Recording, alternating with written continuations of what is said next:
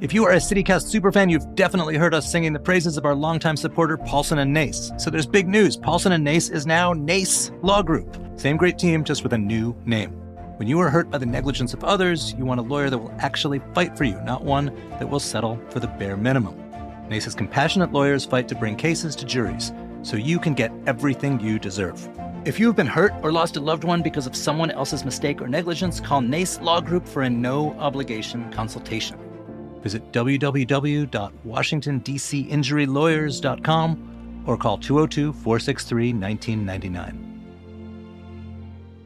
Today on CityCast DC, Trump's military parade marched through DC on Saturday, and it kind of flopped.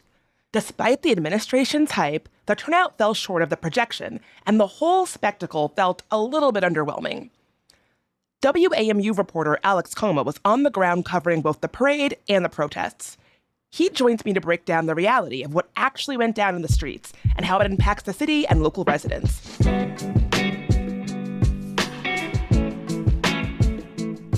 Today is Tuesday, June 17th. I'm Bridget Todd, and here's what DC is talking about.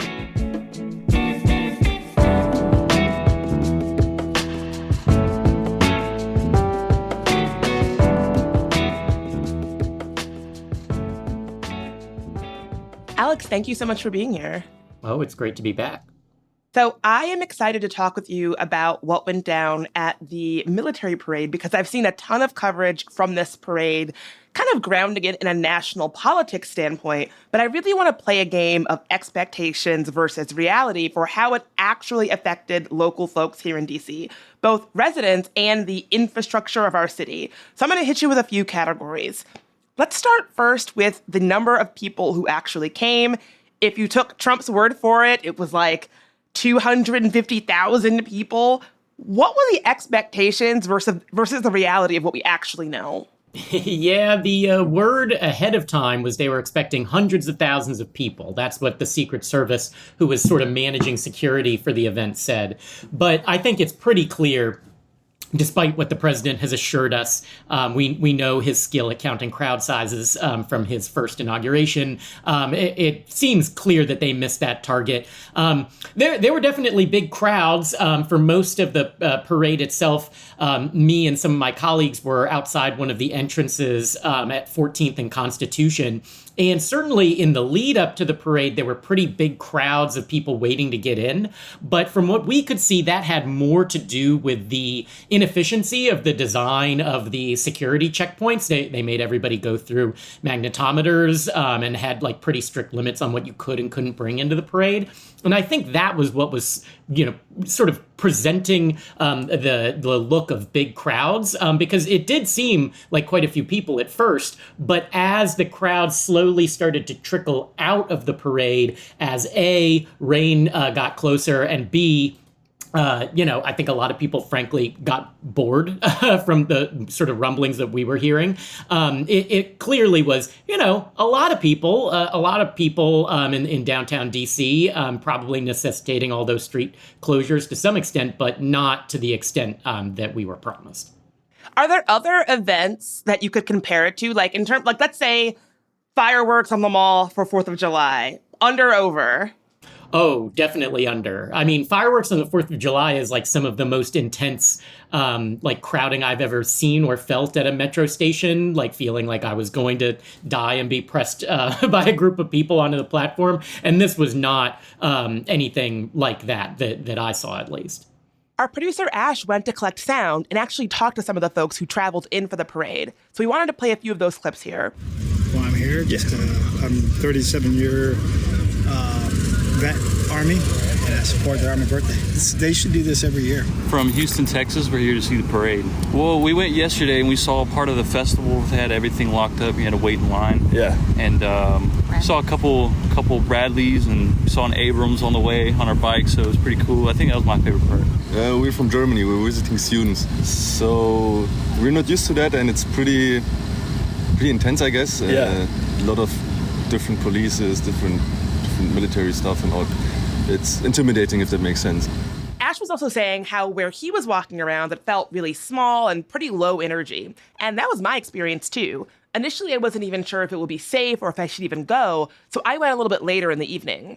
Yeah, I mean, it was a gross day. I mean, it was, just threatening to rain, never did. That feeling in the air that just makes you want to, slow down and sit down. And, as I said, the parade itself was just, kind of what we were promised. It was just slow processions of soldiers and occasional tanks and like big vehicles with some flyovers, which certainly were impressive. Those, I think, were the things that got people like stirred up most of anything because, the flyovers, really were quite low. They were pretty frequent. You had some of the Army parachuters. That really captured people's attention. But otherwise, I completely agree with your assessment.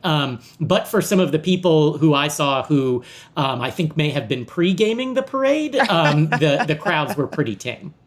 So let's talk about the road damage to D.C. I know the Army was estimating that the parade could cost the city around $16 million for possible road damage because tanks are pretty heavy. They're not really meant to be cutting around city streets or something like 70 tons. Do we know anything about that road damage yet? Yeah, we're still waiting to find out. A complicating factor here is that as of Monday, a lot of these roads were still closed. They really kept the street closures in place a lot longer than anyone was anticipating for a parade that happened on Saturday. So I think that has slowed the whole process of trying to understand what exactly the city's going to need to do to these roads. Basically, the permit application that the Army submitted to actually put on this event basically said that they would finish that before the end of the month. My understanding is the city is also going to do its own assessment, which has, just sort of taken the most preliminary steps forward. I think their number one concern is a lot of these roads are still closed, or at least, were through Monday, and that has sort of slowed things down. And so, I think that's, TBD. We didn't hear any huge reports of the worst happening, which I think a lot of people were fearing, a tank on a hot day on a city street that isn't prepared for it. Could that lead to, it going through the street into the substructure and creating serious damage? We didn't hear about anything like that. So hopefully, it will not be the worst, but I think that it's still reasonable to expect plenty of needs for repaving.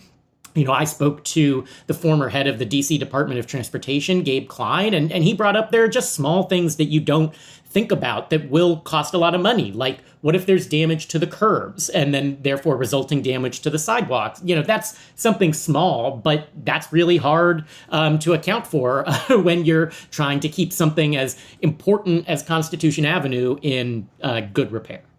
So if there is road damage, curb damage, even if it's not as, bad as folks maybe feared, who pays for that?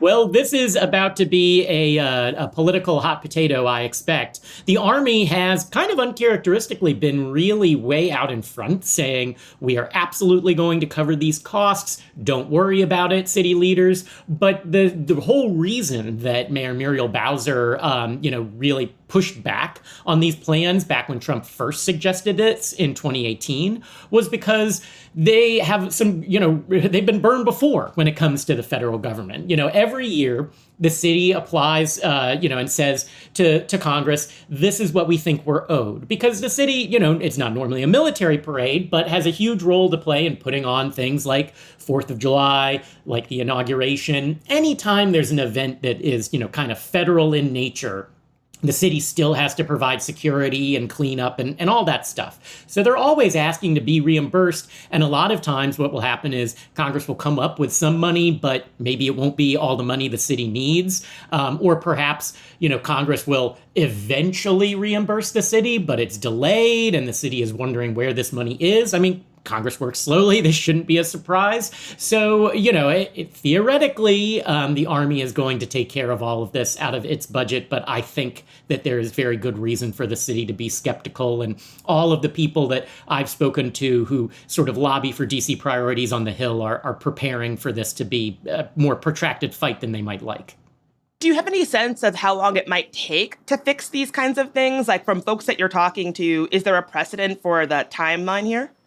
Not really. This is sort of an unprecedented territory, as we are so often in these days.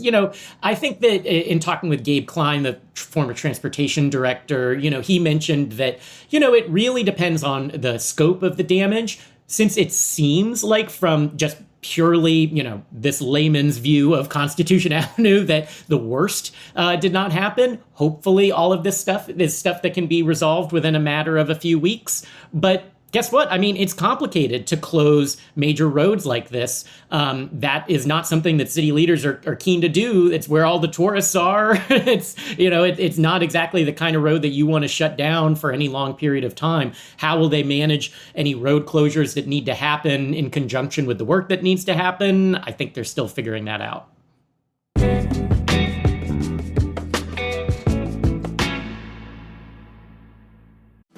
Get ready for DC's most intoxicating theater experience yet. Gala Theater presents the world premiere adaptation of Botiquín de Boleros, an immersive cabaret-style musical that takes audiences on a nostalgic journey through love, breakup, and self-love.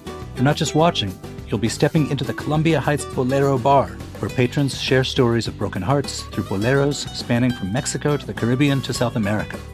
The show runs June 11th to 29th.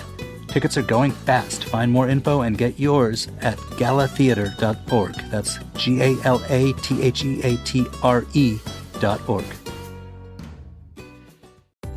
This episode is sponsored by Babbel. Have you ever picked a vacation spot based on where you won't need a phrase book? With Babbel, the language barrier no longer has to hold you back. You can start speaking a new language with confidence thanks to Babbel's conversation-based techniques, which quickly teach you useful words and phrases about the things you actually talk about in the real world. Babbel has more than a dozen languages available for you to learn at your own pace, with material tailored to your individual proficiency level, interests, and time availability. I'm David Ploth, CEO of CityCast, and I've been learning Spanish with Babbel. What I really love about learning Spanish with Babbel is that it works with me where I am. The app and the website keep track of what I've learned. They help me review what I probably forgot from last time, and always is keeping me engaged with a new challenge based on actual conversations I might have in Spain or Mexico or Colombia, especially food conversations, because I love food conversations. So get talking with Babbel. I want you to learn another language, so I'm teaming up with Babbel to give you 55% off subscriptions, but only for CityCast listeners at babbel.com/CityCast. Get up to 55% off at babbel.com/CityCast. Spelled BABBEL.com/CityCast. Babbel.com/CityCast. Rules and restrictions may apply. Let's switch gears a little bit because I do want to talk about the protests in the surrounding areas. We know that there were No Kings protests all around the country. There weren't any specifically organized in DC itself, but there were in the surrounding areas of Maryland and Virginia. You spoke to a few folks who were protesting around the area. What did they tell you? Yeah, there were some spontaneous protesters who sort of loosely aligned themselves with No Kings, but you're right. The No Kings movement in general kind of consciously stayed out of the city, I think so as to avoid conflicts with the police and with the military after Trump's threats about, meeting counter-protesters with force. But nonetheless, we still found a big group of people right where we were at the corner of 14th and Constitution. The leader of it came from as far as Brunswick, Maryland, I believe, to sort of show her displeasure with the administration. And then even elsewhere in D.C., the group, the Free D.C. Project, they organized for D.C. autonomy and self-governance, which has been sort of under attack by this administration. And they wanted to give people a space to protest, yes, to show that, they didn't approve of the parade, but also crucially just to be away from all of this stuff happening downtown, get as far away as possible and have a good time. So they did a big event that I went over to in Anacostia Park, free food, line dancing lessons, teach-ins if you wanted to, learn about the history of DC and home rule, that sort of thing. Very different kind of protest than just standing with some signs outside the parade. Everybody there, no great fan of the parade and certainly would tell you about it, but they were trying to look at it as a way to, think about future organizing they could be doing and have a little fun. It was called DC Joy Day, and there was certainly a lot of go-go playing, so I think people are having a good time. So this is one of the things that makes me so proud of my city and so proud to live here is that I've been in street protests for most of my life, and sometimes it does feel like, oh, I'm so angry that I've taken to the streets to scream. And I love that in DC, it's like, no, we can actually use this as an opportunity to reframe the conversation, make it about joy and what we want to see for our city and reimagining our city and learning and community and connection. I love that as much as I am an old school protest person. And I think the fact that all of that stuff, I think the fact that there was not a super organized, no kings pushback really shows that folks in DC are thinking about this a little bit differently. This is not our first rodeo when it comes to protest. I really am just like, I can't imagine what it might have been like had there been some big organized pushback at this parade. I think it could have gotten really ugly. And so I just think it shows like we were really thinking about this differently. Yeah, I think everyone was cognizant that just based on what the administration has done in LA, that they're kind of spoiling for a fight.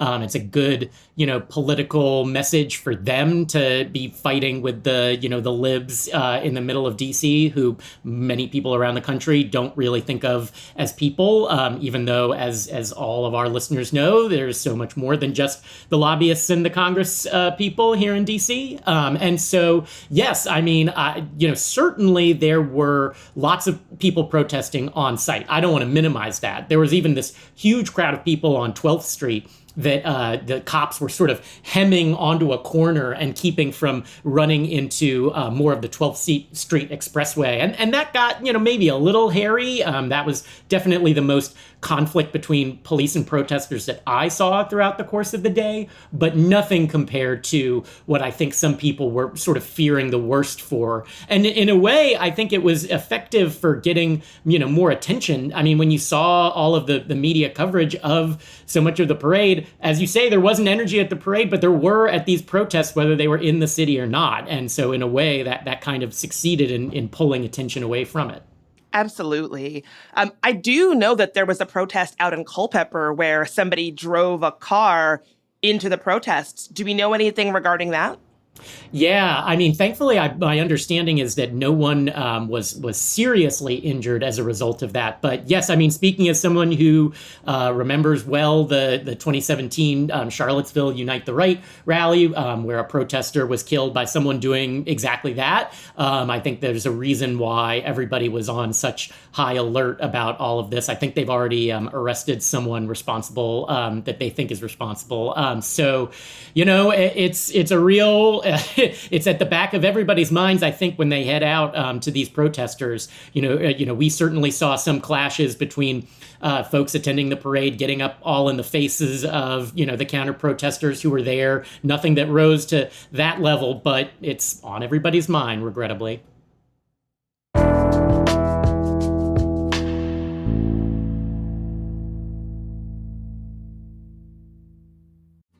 Picture this, you're sipping café au lait at a Parisian sidewalk bistro, effortlessly chatting with locals who are impressed by your French. That fantasy can become your reality when you join the Alliance Française of Washington, D.C. Alliance Française isn't just a language school, it's a whole French cultural experience with exclusive events like wine tastings, film nights, art talks, and more. Summer classes start July 7th. Whether you're a total beginner or practically fluent, they've got courses to make sure you're confident in your French before your next European adventure. Enroll by June 20th, and you'll save $20 on tuition. Just head to francedc.org. That's francedc.org. This episode is brought to you by Nespresso and Samra Origins by the Weekend Coffee Collection. Introducing Samra Origins. My collaboration with Nespresso is a connection to my roots, to my mother, Samra. Coffee that hits the right notes. It transports you. Crafted with unique notes and bold, soaring flavors. Experience a taste that moves you. Nespresso and Samra Origins. Discover more at Nespresso.com. So what didn't seem to go as planned with these parades? A few accounts that I've read talked about how the day's programming was pretty poorly planned and poorly organized, which is really interesting because DC as a city has a ton of experience pulling together events really quickly. Yeah, and I think that shows you, sort of how haphazardly, I think is a good word for how this came together. Because, when I was talking with DC officials, people who absolutely needed to be in the loop about all of this stuff, as recently as, say, a month before the parade, there were still major details that they didn't know. Like, they would be learning it from, all the reporting about the parade applications or the Army, talking to, various national outlets. They would be learning that way. And these are like people like the mayor, the chair of the city council. These are people who would need to be involved in where do you have your cops? What roads are closed? How, what are the federal versus local responsibilities? And, we haven't had a military parade like this since the end of the first Gulf War. So, there's good reason for them to not really know how to manage all these logistics. But yes, even then, you would hope that someone like the Army, theoretically an institution that it prides itself on, logistics, moving large numbers of people around, managing crowds. You'd think they would have handled that a little better. But then again, there's quite a bit of turmoil, as we know, over at the Pentagon these days. So maybe their distractions abound. Haphazard, poorly attended, and low energy. I mean, it's not what, none of those are words that I would want to describe for a party that I was throwing, but that's just me. Yeah, amen. But not the first time, as I said, we've seen something like this happen in a big Trump event in D.C. So next year is Trump's 80th birthday. Do we have any intel on whether he'd be planning a similar kind of parade in D.C.? Well, it is also the country's 250th birthday, and something that many, people, whether it was local or federal leaders have said is that they view this in some ways as kind of a dry run for America 250, as the celebration is being called. So will it include tanks? I don't know. Maybe not after the kind of tepid reception that we got. I don't think they've figured it out yet. But suffice it to say that, city leaders are already working with the feds to plan for quite a bit of celebrations next year for the 250th. So I can only imagine how that's going to go after this particular, let's say, incident. So I guess we'll see. One question I do have, just from a media standpoint, I had been feeling a lot of dread about this parade, and I was wrestling with whether I should go, whether it will be safe. It does kind of seem that the conversation after the fact is different than what I was kind of preparing for. It was smaller. At least in DC, there were no major incidents safety-wise. It's kind of good that the conversation coming out of it is a little bit boring. Do you agree? Yeah, just speaking for us in our newsroom, I think everyone there, well remembers how things felt in 2020, when there were the George Floyd demonstrations downtown. And having seen what's going on in LA, there were a lot of people who were wondering whether or not we would get that exact thing. But I think between the strategy of the counter protesters and the just general lack of interest in this, because let's face it, most of the people that I saw and spoke to who were attending the parade were not from the city or even the surrounding areas. We had people from Pennsylvania, maybe, really far out parts of rural Maryland, just off the top of my head. So, I always doubted kind of the really big crowd estimates. And when that happens, that just means that there's less opportunities for friction and less opportunities for the kind of things that I think everybody was fearing. So a dud, perhaps, of a parade, but, maybe not, the worst thing when it comes to the lack of drama involved. Definitely. The day after the parade, when I was just walking around the city, I never thought about this before, but I felt like you really can tell folks who are from out of town. People love to talk about how DC doesn't really have a distinct style, but I feel like I was seeing people and I'm like, oh, they were definitely in town for the parade. I can promise you that. Yeah, we were wrestling with this as we were trying to figure out who to interview, right? Because you want to, interview somebody local, whether they're here to protest or the parade, but people obviously don't wear signs saying, I'm from DC. But yes, as you say, you can always tell, the look of helplessness in people's eyes as they try and figure out where the closest metro station is. That is indeed a giveaway.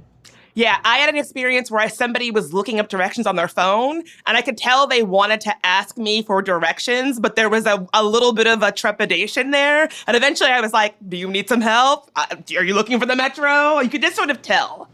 You're a good Samaritan. We were, my colleague Sarah Kim and I were standing debating which metro we were going to take, and there was a big crowd of metro workers, and they overheard this conversation, and they mistook us for people in this exact vein. And we were like, no, we just need to, we're debating whether green or orange line is faster. And then once we were like, once they heard this was like the tenor of the conversation, they were like, oh, okay. But to their credit, they were there to help people do exactly this. Metro was on its best behavior for this, handling a large event. That's not always a guarantee if you've, as I said, been to things like July 4th in DC. Well, Alex, thanks so much for being here, and maybe I'll see you at Trump's 80th. Yeah, sounds like a plan. Today, we've got a couple of shout-outs from CityCast DC neighbors. Emily A. wants to shout out RD Emily and Team, a nutrition practice supporting folks with eating disorders, diabetes, gastrointestinal issues, sports performance, and other dietary needs. Taylor C. is shouting out East City Bookshop near Eastern Market and their knowledgeable bookworm staff. I should check this out. And Anna Claire W. is showing love for the craft store and community space Mary Pin for bringing folks together through crafts. I love Mary Pin, and y'all should listen to our full episode on Mary Pin if you want to hear more. And we've got a brand new neighbor. Welcome, Stephanie C. Thanks so much for joining. If you want to hear your favorite local business or nonprofit on the podcast, just become a CityCast DC member and send us your shout out. We'll read it right here. Join today at membership.citycast.fm. That's membership.citycast.fm.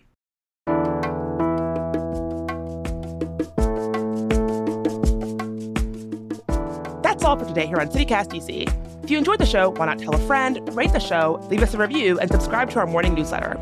We'll be back tomorrow morning with even more news from around the city. Talk to you then.